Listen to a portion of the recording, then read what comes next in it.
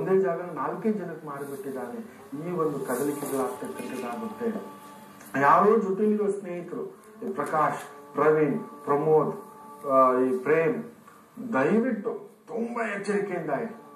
ಯಾವುದೋ ಒಂದು short cut ಹೇಳ್ಕೊಂಡು ಹೋಗುತ್ತೆ ನಿಮ್ಮನ್ನ. ಸರ್ ನಾವಿದ್ದೀವಿ ಬನ್ನಿ ಸರ್, ದುಡ್ಡು ಈ ತರ ಮಾಡಿಬಿಡೋಣ, ದಯವಿಟ್ಟು ಬೇಡ.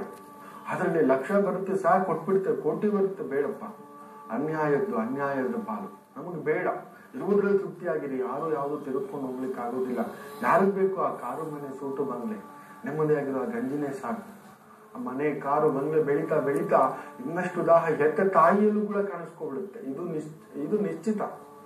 ಆತ್ಮೀಯ ಮಿತ್ರರಲ್ಲೂ ಕೂಡ ಘಾತಕತನ ಬಂದ್ಬಿಡುತ್ತೆ. ದೋಚ್ಕೋಬೇಕು ಅನ್ನತಕ್ಕಂಥದ್ದು, ತನ್ನ ಸ್ವಾರ್ಥಕ್ಕೆ ಬಳಸ್ಕೋಬೇಕು ಅನ್ನತಕ್ಕಂಥ ಕಲಿ ಪ್ರಭಾವ. ಅದರಿಂದ ಕನ್ಯಾ ರಾಶಿಯವರು ವ್ಯವಹಾರಗಳಲ್ಲಿ ಮಾತ್ರ, ಅದರಲ್ಲೂ ಸ್ನೇಹಿತರಿಂದ ನೀವೇ ಹೋಗಿ ಸಿಕ್ಕಾಕೋತೀರಾ. ಬೇರೆಯವ್ರು ಬಂದು ನಿಮ್ಮನ್ನು ತಳ್ಳೋದು ಬೇಡ, ನೀವೇ ಹೋಗಿ ಸಿಕ್ಕಾಕೋತೀರಾ. 7ನೇ ಮನೆಗೂ ನೀವೇ ಕುತ್ಕೊಂಡಿದ್ದೀರಾ.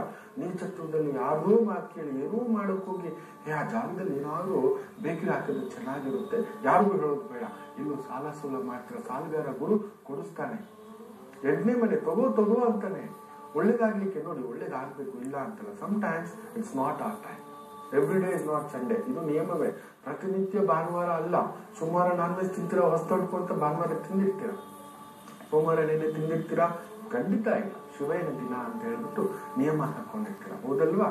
ಪ್ರತಿನಿತ್ಯ ತಿನ್ನೋದಿಲ್ಲ. ಪ್ರತಿನಿತ್ಯ ಉಪ್ಪಿಟ್ಟು ತಿಂತ ಕುತ್ಕೊಳಕ್ಕಾಗುತ್ತಾ, ರೊಟ್ಟಿ ತಿಂತ ಕುತ್ಕೊಳಕ್ಕಾಗುತ್ತಾ?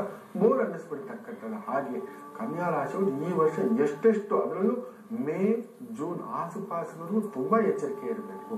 ಕುಜನ್ ಮೂವ್ಮೆಂಟ್ ಖಂಡಿತ ನಿಮ್ಮನ್ನ ನಜ್ಜು ಗುಜ್ಜು, ಒಂದು ಆಕ್ಸಿಡೆಂಟ್, ಒಂದು ಆಪರೇಷನ್, ಒಂದು ಸ್ಕ್ಯಾಂಡಲ್, ಒಂದು ಪೊಲೀಸ್ ಸ್ಟೇಷನ್, ಒಂದು ಕೋರ್ಟ್ ಮೆಟ್ಲು, ಒಡ ಹುಟ್ಟದವ್ರ ಜೊತೆ, ದಾಯಾದಿಗಳ ಜೊತೆ, ಚಿಕ್ಕಪ್ಪ ದೊಡ್ಡಪ್ಪ. ದಾಯಾದಿಗಳು ಅಂದ್ರೆ ನಿಮ್ ಜೊತೆಲಿ ಕೆಲಸ ಮಾಡೋರು ಕೂಡ ದಾಯಾದಿಗಳಾಗ್ತಾರೆ, ಜ್ಞಾಪಕ ಇಟ್ಕೊಳ್ಳಿ. ಅವರು ನಿಮ್ ಜೊತೆ ಸುಮ್ನೆ ಯಾರ್ಯಾರೋ ಬಂದ್ ಜೊತೆಲಿ ಕೆಲಸ ಮಾಡ್ಲಿಕ್ಕೆ ಆಗೋಲ್ಲ. ಸುಮ್ನೆ ನೀವು ಹೋಗಿ ಒಂದು ಸಂಸ್ಥೆಯಲ್ಲಿ ಹೋಗಿ ಕೆಲಸ ಸೇರ್ಲಿಕ್ಕೆ ಆಗೋಲ್ಲ. That should be a vibration. ಎಲ್ಲರೂ ಆತ್ಮೀಯರಾಗೋಲ್ಲ. ನಮ್ ಸುತ್ತಮುತ್ತ ಲಕ್ಷ ಜನ ಓಡಾಡ್ತಿರ್ತಾರೆ. ಯಾವ ಹೆಣ್ಣನ್ನು ಕಣ್ಣೆತ್ತು ನೋಡಿದಿರೋರು ನಮ್ ಮಗ ಆ ಹುಡುಗಿನ ಒಪ್ಪಿದಾನೆ ಅಂದ್ರೆ ಆಶ್ಚರ್ಯ ಆಗುತ್ತೆ. ಅತಿರೂಪ ಸುಂದರಿನ ತೋರಿಸಿರ್ತವೆ, ಒಪ್ಪಿರೋದಿಲ್ಲ. ಆದ್ರೆ ಏನೂ ಚೆನ್ನಾಗಿರೋಲ್ಲ ಆ ಹುಡುಗ, ಎಂತದಕ್ಕೂ ಪ್ರಯೋಜನ ಇರೋದಿಲ್ಲ. ನಮ್ಮ ಮಗಳು ನೋಡಿ ಸುಮ್ಮನೆ ಓದಿರೋದು MD ಓದಿದಾಳೆ, ಆ ಪೆದುಗುಂಡನ್ನ ಇಷ್ಟಪಟ್ಬಿಟ್ಟಿದ್ದಾಳೆ, ಏನ್ ಹಣೆ ಬರ ಗುರುಗಳೇ. ಅವಳನ್ನ ನೋಡಿ ಇಷ್ಟಪಟ್ಟು ಎಂತೆಂತ ಶ್ರೀಮಂತರು ಬಂದ್ರು, ಎಂತೆಂತ ವರ ಬಂದ್ರು, ಏನಕ್ಕೆ ಹೀಗಾಯ್ತು? ಬುದ್ಧಿ ಬಕ್ರನಾದಾಗ, ನೀಚವಾದಾಗ ಮೈಂಡ್ ಬ್ಲಾಕ್ ಮಾಡಾಕುತ್ತೆ. ಕನ್ಫರ್ಮ್ ಕನ್ಯಾ ರಾಶಿ, ಮೈಯೆಲ್ಲ ಜಾಗ್ರತೆ, ಕಮಿಟ್ ಆಗ್ಬೇಡಿ, ಬೇಕಿಲ್ಲ ರೆಸ್ಟ್ ತಗೋಬೇಡಿ. ಚೀಟಿ ವ್ಯವಹಾರ, ಫೈನಾನ್ಸ್ ವ್ಯವಹಾರ, ಕೊಡೋದು ತಗೊಳ್ಳೋದು, ಮಾತುಕತೆ, ಇವೆಲ್ಲದ್ರಲ್ಲೂ ಕಡಿಮೆ ಹಾಕೊಳ್ಳಿ. This year I will not take more risk. At least June ವರ್ಗಾದ್ರೂ ತಗೊಳ್ಳೋದು. ಯಾಕಂದ್ರೆ ಮೇ 21ರ ನಂತರ ಗ್ರಹಣ ಕಳೆದು ಆ 9ನೇ ಮನೆಯಲ್ಲಿ ನಿಮಗೆ ಆ ಒಂದು ಗುರು ಪ್ರವೇಶ ಆಗುತ್ತೆ. ಒಂಚೂರು ಚೇತರಿಸ್ಕೊಳ್ತೀರ. ಆದರೂ ನೋ ಟೇಕಿಂಗ್ ರಿಸ್ಕ್.